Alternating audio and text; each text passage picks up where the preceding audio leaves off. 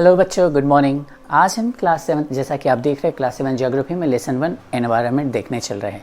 Environment का meaning बच्चों आप जैसा कि जानते हैं पर्यावरण होता है, और इत्तेफाक से हमारी किताब का नाम, बुक का नाम भी और एनवायरनमेंट ही है, हमारा पर्यावरण।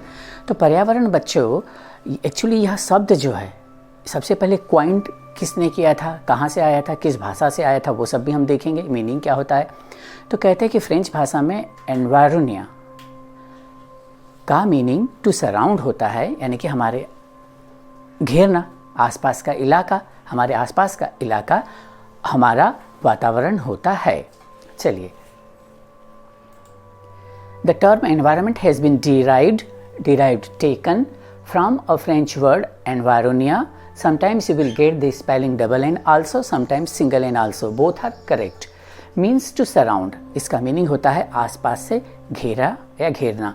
According to E.J. रोस महोदय, इन महोदय के हिसाब से environment is an external force which influence अस। वह बाहरी प्रभाव, दबाव, फोर्स, असर जो हमें इन्फ्लुएंस करता है, प्रभावित करता है, उसे हम एनवायरनमेंट कहते हैं। चलिए, एनवायरनमेंट को कुछ और तरीके से देख लें बच्चों। All the things surrounding us is known as environment. वो चीज़ें जो हमें घेरे हुए रहती है, वो चीज़ें जो हमें घेरे हुए रहती है, वो हमारा एनवायरनमेंट है। एग्जाम्पल के लिए हमें घेरे हुए क्या चीज़ें हैं भैया? देखिए, पहाड़ है, पर्वत है, नदी है, नाले है, सड़क है, मंदिर है, मस्जिद है, गुरुद्वारा है, पार्क है, टेबल चेयर, हमारी घर की दीवारें, ये सब हमें घेरे हुए है ना। किताब है, कपड़े, ये सारी चीज़ें अवेलेबल हमारे पास जो है, हमारे आसपास जो है, दैट इज़ अवर एनवायरनमेंट। इसका meaning the surroundings or condition in which person, animals or plant live. Environment का मीनिंग एक बार और समझे तो वह सराउंडिंग या कंडीशन, वह कंडीशन जिसमें हम रहते हैं, वह कंडीशन जिसमें हम रह रहे हैं, वो हमारा एनवायरनमेंट है। कहते हैं भाई, अरे यार, वो उसके घर के आसपास का एनवायरनमेंट बहुत ज़्यादा कोई ख़ास ठीक नहीं है, इसलिए उसकी कॉलोनी में थोड़ा क्वार्टर अलॉट करना मन नहीं पड़ रहा है। ऐसा आपने सुना होगा पेरेंट्स को बोलते हुए। तो वैसे ही जिस सराउंडिंग में प्लांट्स और एनिमल्स रहते हैं, वो उनका एनवायरनमेंट होता है बच्चों। अब ये जो एनवायरनमेंट है बच्चों, तो आपने देख लिया कि एनवायरनमेंट के इस एनवायरनमेंट में जो लोग रहेंगे वही ना उसके पार्ट भी होंगे, और उस एनवायरनमेंट को प्रभावित कौन करते होंगे? एनवायरनमेंट को, पर्यावरण को नेचर स्वयं या इंसान, हम उनको प्रभावित करते, तो हम उसके कंपोनेंट या पार्ट हुए ना हुए। तो अब हम मिलकर देखेंगे कि कंपोनेंट्स ऑफ एनवायरनमेंट क्या क्या है। कंपोनेंट्स, पार्ट्स ऑफ एनवायरनमेंट, कुछ तो नेचुरल होते हैं जो नेचर स्वयं के द्वारा बने हुए होते हैं। अभी हवा, पानी, ज़मीन, ये सब नेचर के द्वारा ही मिला हुआ है, नेचुरल है। और ये तीनों चीज़ है तो लिविंग थिंग्स, जीवन संभव है, यहाँ बायोस्फीयर बनता है, डिटेल में देखते हैं अभी। तो कंपोनेंट्स ऑफ एनवायरनमेंट नेचुरल भी होते हैं, जो नेचर के द्वारा ही बने बनाए होते हैं, और कुछ इंसान बनाते हैं, तो उसे हम ह्यूमन मेड कहते हैं बच्चों। ह्यूमन मेड एनवायरनमेंट, आप नाम पढ़ लीजिए, क्लियर हो जाएगा। ये भी 2 मार्क्स में आता है। Right two examples of human made environment, right two examples of natural environment, तब आप उसमें लिखिएगा। नेचुरल में हवा, पानी लिख लेंगे, यहाँ पे ब्रिज, पार्क, जो कुछ भी लिखना है, मंदिर, मस्जिद, गुरुद्वारा लिख दीजिए। इंसान स्वयं भी पार्ट ऑफ द एनवायरनमेंट है, कंपोनेंट ऑफ द एनवायरनमेंट है। हम इंसान उस एनवायरनमेंट को प्रभावित करते हैं ना। तो इससे पहले जो बोला था कि एनवायरनमेंट को जो लोग प्रभावित करते हैं, दोज आर, नेचर प्रभावित करता है, कंपोनेंट ऑफ एनवायरनमेंट है। ह्यूमन प्रभावित करता है, इसलिए कंपोनेंट ऑफ एनवायरनमेंट है। हम, हमारे द्वारा रचित बनाई गई शिक्षण संस्थाएं, धर्म, जाति, परंपराएं, जाति, पॉलिटिकल कॉन्स्टिट्यूशन, इकोनॉमिक इंस्टीट्यूशन कह लीजिए उसे। तो वो सारी चीज़ें जो हमारे आसपास है, ये हमारे आसपास है, ये हमारे द्वारा बनाए गए हैं, और ये हमें प्रभावित करते ही करते हैं। कहीं की राजनीतिक स्थिति, कहीं की धार्मिक स्थिति हमें प्रभावित करती है ना करती है। तो वह फोर्स जो हमें प्रभावित करे, दैट इज़ एनवायरनमेंट। इसीलिए हमारे इमोशंस, हमारे वैल्यू या हमारे द्वारा रचित हर चीज़ें भी parts of components of environment या पार्ट्स ऑफ एनवायरनमेंट है। अब बच्चों, मैं थोड़ा जल्दी इसलिए बोल रहा हूँ कि शायद थोड़ा वीडियो कहीं हमारा लंबा ना होने वाला हो।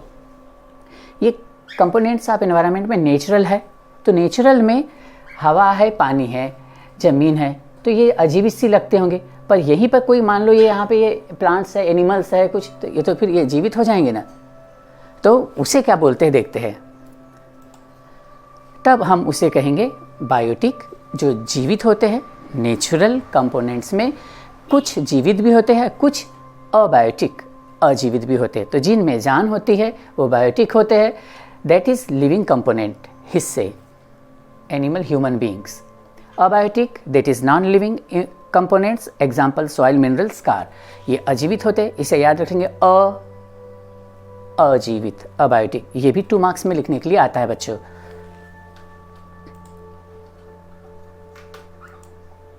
आप इसे इस इमेज के थ्रू भी समझिए। प्लांट्स है, एनिमल्स है, फंगी है, ये जो तालाब वाला आपके ऊपर आपको तैरते हुए दिख जाएंगे, हरे हरे हरे हरे, या तो फिर आपको ये एल्गी फंगी, ये ब्रेड वगैरह का सूखा सा टुकड़ा आप कहीं एक तरफ कॉर्नर में डाल दीजिए घर के, कुछ दिन रहने दीजिए, तो उस पर जो क्रिएट हो जाएगा वो आपकी एल्गी फंगी कुछ ना कुछ हो ही जाएगी।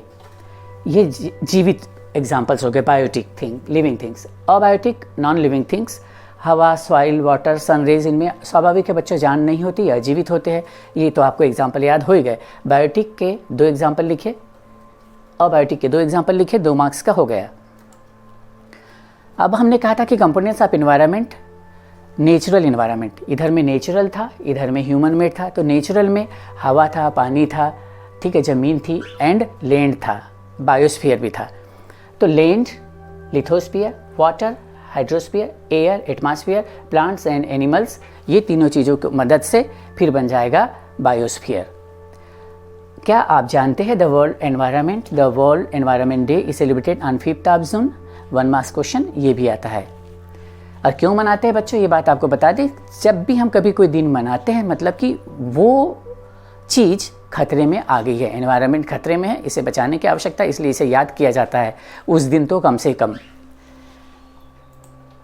लिथोस्फीयर क्या चीज़ है बच्चों? ये जो हमारी धरती है ना, धरती के एक क्रस्ट होता है, एक कोर, परत, फिर मेंटल होती है, फिर कोर, इनर कोर होती है। तो lithosphere is the solid crust और the hard top layer of the earth का ऊपरी सॉलिड टॉप हिस्सा है। It is made up of rocks, minerals and covered by thin layer of the earth. ये जो लिथोस्फीयर है ये बना हुआ है, चट्टाने हैं, मिनरल्स है, ज़मीन से खोद करके हम मिनरल्स निकालते हैं ना, आयरन ओर, वो मिनरल है, उसे हम निकालते हैं। और ये जो लेयर है इसका अपर थिन लेयर भी है, ऊपर पतला सा एक लेयर भी है जिसमें हमारी खेती बाड़ी वगैरह सब होती है, उसे हम सॉइल कहते हैं। It is an irregular surface with various landforms. अब ये जो लिथोस्फीयर है, ये जो अपर क्रस्ट है जिस पर हमें ये पैर पटक रहे, धरती है, इस धरती पर हमेशा फ्लैट सरफेस तो नहीं होता है ना भैया, कभी ये प्लेन भी होता है, कभी ये माउंटेन भी होता है, कभी ये प्लेट्यू भी होता है, ठीक है ना, और कभी ये वैली भी होता है।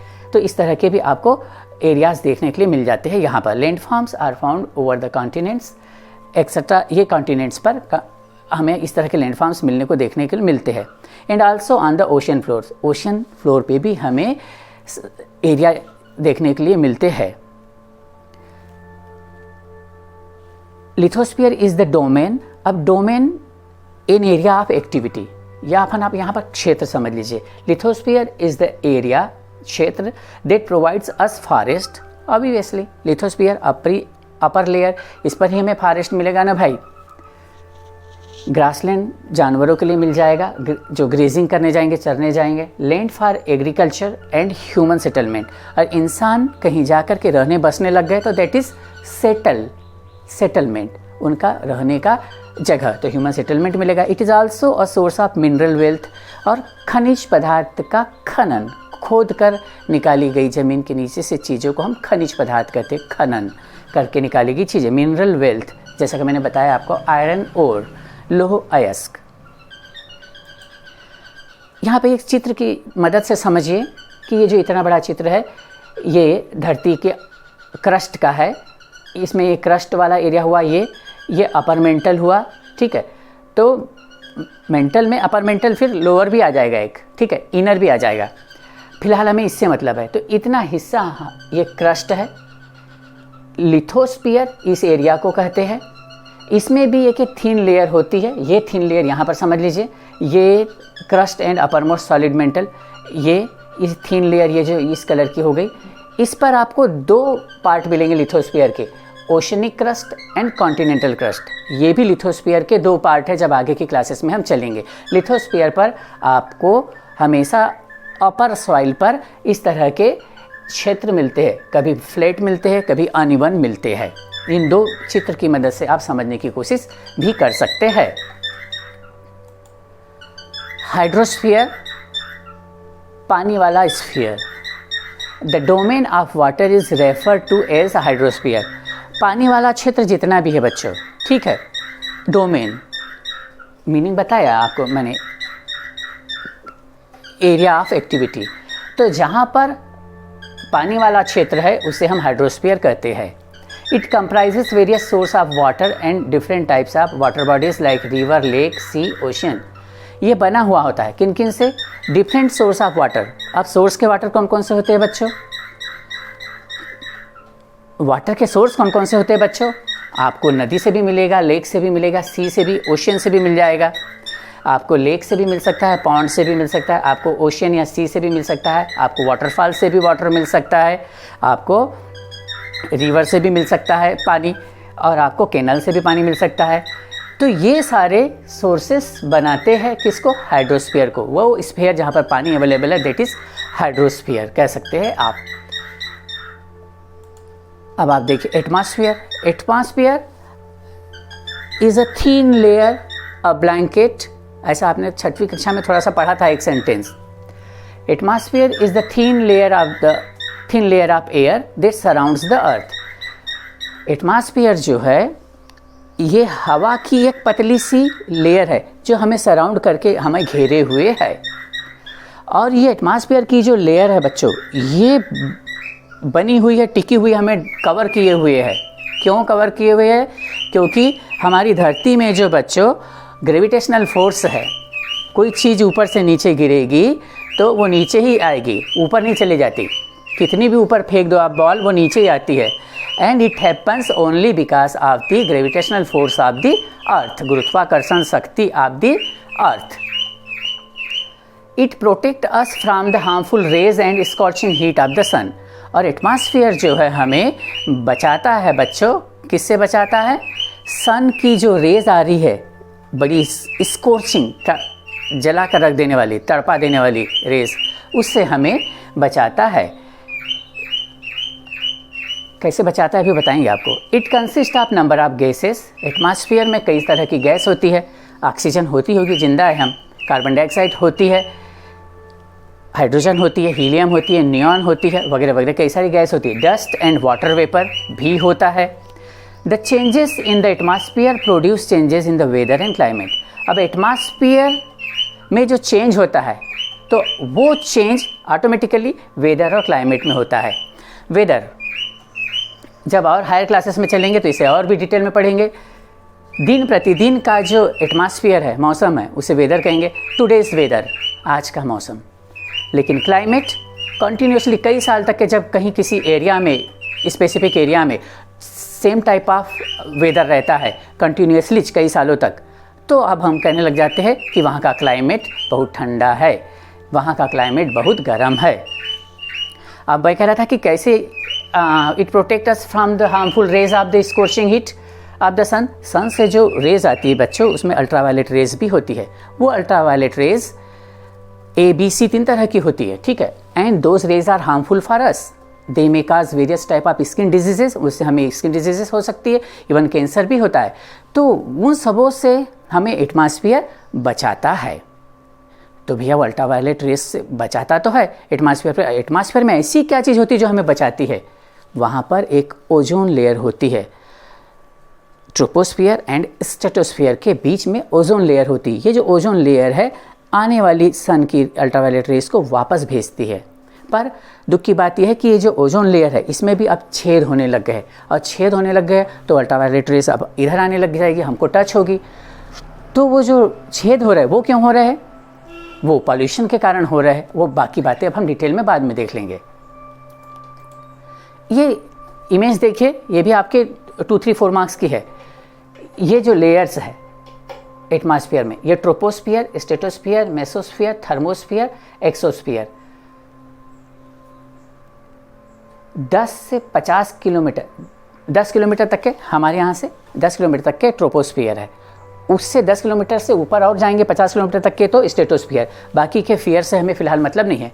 इन दोनों के बीच में अब यहाँ पर आ जाइए, इन दोनों के बीच में यहाँ पर बच्चों ओजोन लेयर है। ट्रोपोस्फियर एंड स्ट्रेटोस्फियर के बीच में ओजोन लेयर है। ये ओजोन लेयर ही हमें बचाती है सन की जो खतरनाक रेज आती है उससे, सन की जो खतरनाक रेज आती है उससे हमें बचाती है, अल्ट्रावायलेट रेज से। Ozone layer protect us from ultraviolet rays of the sun. इसे याद करने का तरीका देखिए बच्चों, ये भी 2-3 मार्क्स का आता है। Trust me in the exam, इनको आप अभी यहाँ पर छोड़ दीजिए। आयनोस्फीयर आपको अभी बताने की जरूरत नहीं, क्योंकि अभी यहाँ पर है नहीं आपके पास वो। Trust, troposphere, ST stratosphere, me mesosphere, the thermosphere, exam x exosphere. Serially in the ascending order right the layers of the atmosphere. तब वहाँ पर हम फंस जाते हैं, ठीक है, और ये एग्जाम में लिखने के लिए आता है। इस चित्र के माध्यम से भी आप ओजोन लेयर को समझिए। वर्ल्ड ओजोन डे भी मनाया जाता है आजकल बच्चों, वो 16 सितंबर को मनाते हैं, जैसा कि गूगल पर आप देख सकते हैं। क्यों मनाते हैं मैंने पहले भी बताया कि जिस चीज़ के कारण हम खतरे में पड़ जाते हैं उसको बचाने के लिए हम वो दिन मनाना शुरू कर देते हैं। दोनों दिन याद रख लिए, environment day 5 June and 16 September world ozone day. Biosphere समझिए बच्चों, plant and animal kingdom together make biosphere. Plant और एनिमल किंगडम मिल करके बनाते हैं बायोस्फीयर को, आर द लिविंग वर्ल्ड। वहाँ पर एक जीवित दुनिया बनने की संभावना हो जाती है, बन जाता है। It is a narrow zone of earth where land water and air interact with each other. यह धरती का ऐसा जोन, नेरो जोन है जहाँ पर हवा पानी एक दूसरे के साथ इंटरेक्ट करते हैं, तब जाकर के बायोस्फीयर बनता है। Ecosystem, the term ecosystem was first coined by A.J. Tansley, an English botanist in 1935। अंग्रेजी वनस्पति शास्त्र का ज्ञाता जो थे, उन्होंने 1935 में ये इकोसिस्टम नाम की चीज़ बताई थी, क्वाइंड किया था इस वर्ड को। All plants animals and human beings depend on their immediate surrounding. Immediate neighbour, next door neighbour, front door neighbour, next door neighbour, तो इमीडिएट जस्ट ठीक बगल। तो plants animals and human beings depend on their immediate surrounding. हम इंसान जानवर जो भी है, हमारे आसपास जो लोग होते हैं, उन्हीं से हम प्रभावित होते ना होते हैं। Often they are also interdependent on each other. हम हमारे आसपास जो होता है, चाहे हमारे आसपास जो प्लांट्स है, पौधे, एनिमल है, उन पर हम डिपेंड होते हैं, वो हम पर डिपेंड होते हैं। देखते हैं अभी कैसे होते हैं। This relationship between the living organism as well as the relationship between the organism and their surroundings form an ecosystem. ये रिलेशनशिप उन ऑर्गेनिजम्स के बीच में, उनकी सराउंडिंग के, ऑर्गेनिजम्स के सराउंडिंग में, ऑर्गेनिजम्स और हमारी सराउंडिंग के बीच में जो रिलेशनशिप, जो बॉन्डिंग होती है, उसको हम इकोसिस्टम कहते हैं। An ecosystem is a chain of interaction between organisms and their environment. Organisms सूक्ष्म जीव प्राणी का अपने आसपास की प्रकृति से, एनवायरनमेंट से जो रिलेशन, इंटरेक्शन होता है, वो एक चैन बनाते हैं। कैसे बच्चों? प्लांट को रेबिट, ये जो ऑर्गेनिज्म है, इस प्लांट को अपने आसपास के इमीडिएट सराउंडिंग में जो प्लांट है उसको खाएगा। रेबिट को कोई तो भी एनिमल खा ही लेगा, टाइगर खा लेगा, ठीक है। टाइगर कोई दिन जब मर जाएगा, वो डिकम्पोज होगा, तो उसमें माइक्रो ऑर्गेनिजम्स पैदा हो जाएंगे, ठीक है। वो माइक्रो ऑर्गेनिजम्स उसको जब डिकम्पोज करेंगे, डिकम्पोज करने के बाद वो एक तरह का मैन्योर बन जाएगा और वो प्लांट को मिल जाएगा। तो इस तरह से चैन भी बनती है। ह्यूमन एनवायरनमेंट बताने की आवश्यकता बहुत ज़्यादा नहीं है बच्चों, इसे आप जो ही पढ़ेंगे तो ही ये समझ में आ जाता है। इंसान ने अपना सेटलमेंट, पहले तो हम जंगल में रहा करते थे जंगली प्राणियों के साथ में ही, बाद में धीरे धीरे हमने ज़मीनें साफ़ करी, फॉरेस्ट को काटा, हम वहाँ रहने लग गए, वहाँ हम कोई चीज़ ग्रो करने लग गए हमारी आवश्यकता को संतुष्ट करने के लिए। हमने फिर भाई तुमने अच्छा मकई नाम की कोई चीज़ उगा ली क्या खाने वाली? अरे तुम्हारे पास कंदमूल फल है क्या? अच्छा तो ठीक है भाई, तुम मकई ले लो और कंदमूल फल हमें दे दो। तो इस तरह से एक्सचेंज करना सीख गए। तो उसे हम इस तरह से चीज़ों को बिना पैसे लिए दिए एक्सचेंज कर लेते, दैट इज़ बार्टर सिस्टम। और उसके बाद हम धीरे धीरे बहुत ज़्यादा विकास करने लगे, तो सारा विकास यहाँ पर फिर आप देखेंगे इंडस्ट्रीज़ बन गई, कम्युनिकेशन हो गया, वगैरह वगैरह वगैरह। स्पीडी इसलिए बोला जा रहा है अभी इसे क्योंकि आप जो ही पढ़ेंगे तो ही आपको समझ में आ जाएगा। Barter system is a trade in which goods are exchange without the use of money. Barter system exchange का एक ऐसा माध्यम है जो बिना पैसे के एक्सचेंज या लेन देन करवा देता है। ये चीज़ को आप एक बार देखेंगे तो ही आपको समझ में आएगा बच्चों, इसमें बोलने की आवश्यकता नहीं है। बार्टर सिस्टम, ये लेन देन हो रहा है, इसके पास कोई बनाना ग्रो करता है, एप्पल ग्रो करता है, तो पैसे तो उस समय हुआ नहीं करते थे, तो एक दूसरे से लेकर के ही, हालांकि वैल्यू फिर पता नहीं लगती थी कि इसकी वैल्यू कितनी है, इसकी वैल्यू कितनी है, पर होता था उन दिनों। इस तरह से एक्सचेंज हो रहा है। A system in which one commodity, सामान कह लीजिए, is exchange with another commodity. यहाँ पे कमोडिटीज़ का, थिंग्स का, वस्तुओं का आदान प्रदान हो रहा है बिना पैसे के, बार्टर सिस्टम कहते थे। बच्चों कुछ एक्टिविटी देख लीजिए जो हमने पढ़ा है, देखिए जल्दी जल्दी देखेंगे एक्टिविटीज़ को। ये इमेज, इसमें हवा है, पानी है, जीवित प्राणी है। इस इमेज को आप कोई नाम दीजिए, ठीक है। Can you name this image? Answer, name the layers of the atmosphere serially in the ascending order. Atmosphere की ये जो लेयर्स है इसको असेंडिंग ऑर्डर में नाम दीजिए, ट्रोपोस्फियर वगैरह वगैरह, आपने अभी देखा है। नाम देंगे, अपनी कॉपी में लिखेंगे आप सब लोग। Can you name the dustbins to save the environment? आप हमारे एनवायरनमेंट को सेव करने के लिए डस्टबिन बनाते हैं। डस्टबिन कई तरह की होती है आपके पास, तो यहाँ इतनी सारी डस्टबिन है, तो इसमें से मेटल वेस्ट के लिए एक डस्टबिन है। बाकी इन डस्टबिन में आप कौन सा वेस्ट डाल सकते हैं, आप नाम लिखिए अपनी कॉपी में, ऐसा बनाइए, रखिए, लिखिए, बताइए फिर मुझे। अब यहाँ पे एनवायरमेंटल वर्ड सर्च है बच्चों, ये आपको दिख रहा होगा, ठीक है। यहाँ पर ये जो शब्द दिया है रिसाइकल, ठीक है। इस रिसाइकल को इतने बड़े अंबार में कहीं ढूंढिए, तो मैंने कुछ तो ढूंढने की कोशिश की है बच्चों, कुछ ढूंढ लिए है, रिसाइकल ये मिल गया, ठीक है। तो ऐसे आप इस पर ऐसा शेप, रेक्टेंगुलर शेप या सर्कल जैसा भी बनाना है वैसा एक अंडाकार शेप बना लीजिए जो जो मिलता है। पर ये जो ओजोन है ना बच्चों, मेरे चश्मे का पावर बदल गया, मुझे मिल नहीं पा रहा था, या तो मैंने जल्दी नहीं ढूंढ पाया। आप ढूंढिए और इसे इनसर्कल कीजिए, मुझे बताइए फिर। Identify the ecosystem with the help of given hints. यहाँ पे कुछ हिंट्स दी गई है, इसके थ्रू आप ये कैसा इकोसिस्टम फॉर्म करते हैं वो बताइए। जैसे फिश, वाटर, लोटस, फ्लावर, ये मिल जाएंगे जहाँ रहेंगे, तो वो रहने वाली जगह को हम क्या कहेंगे? शायद पॉन्ड, पोखरी, लेक भी कह सकते हैं आप। बाकी आप नाम दीजिए। Write some examples of, biotic के एग्जाम्पल्स लिखिए, अबायोटिक के एग्जाम्पल्स लिखिए, बताएंगे नहीं, आप जान रहे हैं। Fill in the blanks with the examples of your surrounding. Human made environment, car, fan और क्या क्या हो सकते हैं। नेचुरल एनवायरनमेंट पे रिवर होगी, माउंटेन होगी, और क्या होगा। ये सब आपको आपकी कॉपी में बहुत सुनियोजित ढंग से लिखना है और मुझे फिर आप बताइएगा, ठीक है। Identify the following water bodies. In water bodies का पॉन्ड, पोखरी, नाम बताइए, अपनी कॉपी में लिखिए। बच्चों मुझे ऐसा लग रहा है आपको इतना सब समझ में आया होगा, आई होप सो। अदरवाइज़ आप कमेंट बॉक्स में कमेंट भी करके मुझसे पूछ लीजिए, और सब्सक्राइब ज़रूर कीजिए, लाइक भी ज़रूर कीजिए। और आपको अब ये लीजिए, मैंने आपको थैंक यू बोल दिया, ठीक है बच्चों। Thank you, bye bye.